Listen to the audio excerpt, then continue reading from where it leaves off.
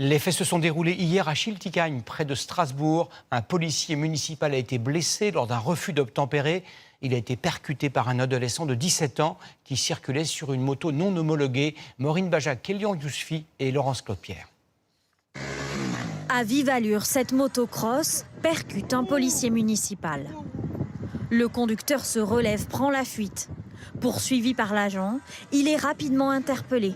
Le fonctionnaire souffre d'une fracture au poignet et d'une entorse au genou. Que s'est-il passé? Selon les policiers, le conducteur faisait du rodéo sur cette avenue à proximité de 3 écoles. Un premier policier lui aurait demandé de s'arrêter. Il aurait refusé avant de percuter le deuxième fonctionnaire. C'est aussi la version de cette mère de famille filmée ici. Elle souhaite rester anonyme. Il est tombé juste à côté de moi, oui.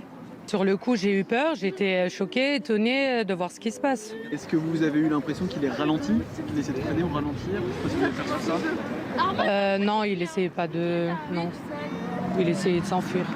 Mais sur place, tous les témoins n'ont pas vu la même scène. Michael a tout filmé. Lui affirme que le conducteur ne faisait pas de rodéo. Le jeune homme n'est pas allé vite et on l'a même entendu qu'il a ralenti dès qu'il a vu le policier, parce que le policier, il faut savoir qu'il est sorti au dernier moment, il n'était pas sur la route, il était caché derrière une voiture comme ça, il a dit chute à une dame et d'un coup il est sorti comme ça devant le jeune. Nous avons pu joindre la sœur du motard de 17 ans. Ce soir, il est toujours en garde à vue. Il s'est clairement arrêté à un feu rouge, donc ce qui n'est pas le cas d'un rodéo généralement. Mais alors pourquoi les policiers ont voulu l'arrêter? Le fait de rouler en motocross est interdit. Son intention n'était pas de percuter le policier. Il n'a jamais été connu des services de police auparavant. Il était censé passer son bac aujourd'hui, enfin son bac blanc. La motocross saisie n'était pas homologuée. La maire de Schiltigheim a porté plainte. Je pense qu'il y a besoin d'un acte de réparation. Encore une fois, ce policier a eu un sang-froid extraordinaire et ça aurait pu être très très très grave. Malheureusement, les rodéos, on les voit partout dans notre agglomération. L'enquête est en cours. Le conducteur risque 2 ans de prison. Selon les chiffres officiels du ministère de l'Intérieur, plus de 23 000 refus d'obtempérer ont été enregistrés l'an dernier, soit 63 par jour. Ce chiffre n'augmente pas. En revanche, la gravité et la violence des faits ne font que croître. Georges Brenier, Jeanne Cancard et Thomas Châtel. Ils sont devenus une crainte quotidienne pour les forces de l'ordre. Combien de refus d'obtempérer?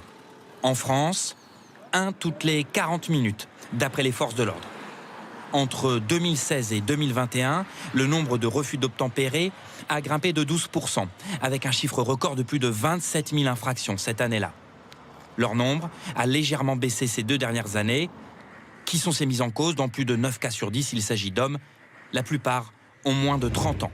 Des comportements plus dangereux. Les conduites à risque, qui peuvent tuer ou blesser grièvement, sont en hausse, d'après le gouvernement. Dans une affaire sur 10, policiers et gendarmes sont directement pris pour cible, notamment par des personnes inconnues jusqu'alors de la justice, comme l'explique ce sénateur, auteur d'un rapport sur le sujet. Aujourd'hui, y compris des bons pères de famille ou des honnêtes citoyens vont refuser de se soumettre à un contrôle. Les motivations, elles sont curieuses parfois, c'est simplement le fait d'avoir peur. Quelles sont les sanctions encourues? Elles vont de 1 à 5 ans de prison maximum, 75 000 € d'amende, ainsi que le retrait du permis de conduire.